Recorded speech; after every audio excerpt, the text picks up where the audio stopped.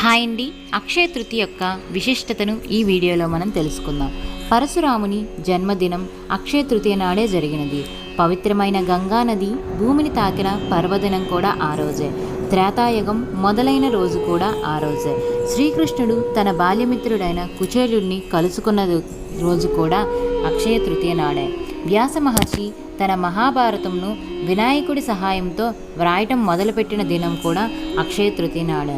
సూర్య భగవానుడు అజ్ఞాతవాసంలో ఉన్న పాండవులకు అక్షయ పాత్ర ఇచ్చిన దినం.